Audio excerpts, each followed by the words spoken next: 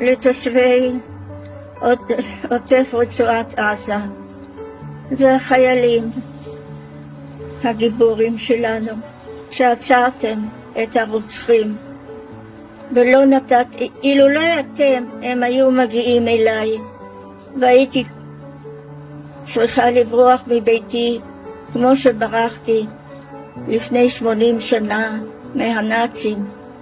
אז תודה לכם שמנעתם בגופכם מהם להגיע עד אליי. יהיו חזקים ואני מחזיקה לכם אצבעות. אמנם אני ראיתי דברים יותר גרועים אפילו מהנאצים. עוברים את זה עכשיו כאילו עוד פעם על עצמי, ואפילו יותר. אחיותיי, אחיי וכל המשפחות שם היקרים.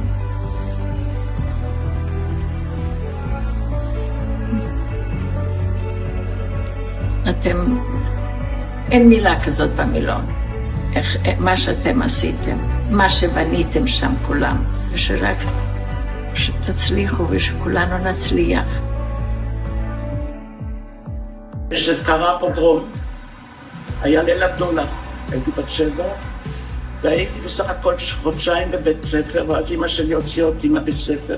לפני שהיא הלכה, אז מסרה אותי לשכנה, עם חבילה איזה שכנראה כסף או משהו, ואני לא ידעתי, הייתי ילדה קטנה. היא אמרה, במקרה ואני לא חוזרת, אז היא תהיה אצלכם. אנחנו הילדים יכולים להתמודד יותר טוב מהמבוגרים. הילדים, ואני מקווה שהילדים שעברו מה שהם עברו עכשיו, הם ישתכלו והם יחזרו מה שהם היו. אני מקווה. לקחו אותנו למחנה, 30 אנשים, חזרנו 5. הורים ואנחנו 3 בנות, שרק אני נשארתי בחיים. כל הזמן אמרתי, טוב שנשארתי בחיים שיש המשך. אני מאחלת לכולם שקט, בשורות טובות, ושכמה יותר מהר שהחיילים שיש לנו יעזרו בשלום. אנחנו כל כך צריכים. מה שנתן לי כוח זה להתעסק בדברים שאני אוהב. ביצירה. אני אוהב לצייר, לתכנן, לפסל.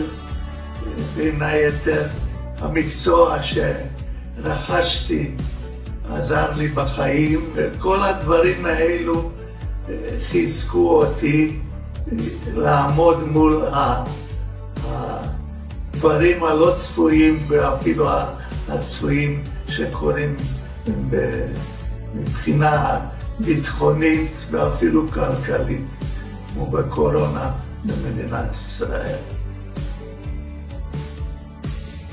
הייתי בסך הכל בן 16, צעיר, תפסו אותי והכניסו אותי לבור. אז מה אני אעשה? הייתי נכנס איפה שזורקים את המתים, וכל אחד עם המזל שלו. אם יש לו מזל, שום דבר לא יעזור. אני מאוד ממליצה לאנשים לא לשבת אלא להתעסק, להפעיל את הגוף. וזה לא משנה אם מישהו אוהב לרקוד או לרוץ או ללכת או אופניים, כל דבר שיזרים את הדם. והדם מגיע כמובן למוח, ואנחנו חושבים הרבה יותר אופטימית כשאנחנו מופעלים. אני מחזקת את צבא ההגנה לישראל שיש לי נכד שם ביהלום. אם לא העם הזה ועם הצבא שיש לנו, עם הילדים הנהדרים או גברים, לא היינו כבר בשום מקום. ואני שולחת חיבוקים ונשיקות. לתושבי עוטף עזה היקרים, ליבנו איתכם לאחר כל הזוועות שחוויתם בחיות אדם ללא צלם אנוש.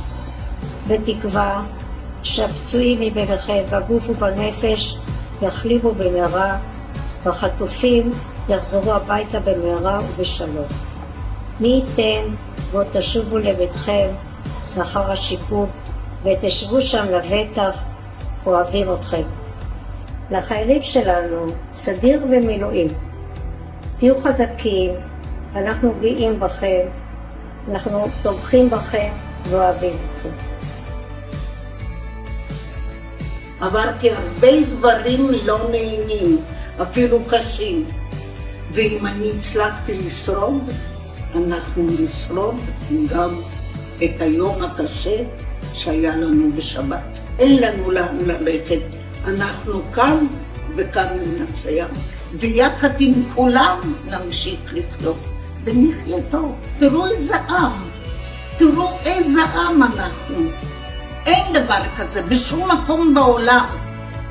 אין מילים, אין מילים, אנחנו עם שחייב לנצח.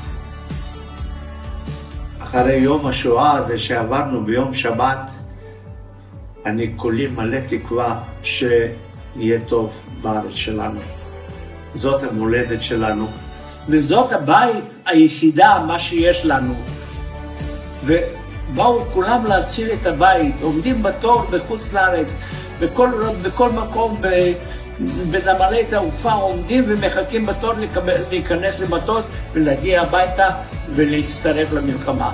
ניצחנו את המלחמה הראשונה, ניצחנו את המלחמה השנייה, ניצחנו את השלישית ואת הרביעית ואת החמישית, ואת המלחמה הזאת בטח ובוודאי אנחנו ננצח, כי אנחנו כולנו ביחד.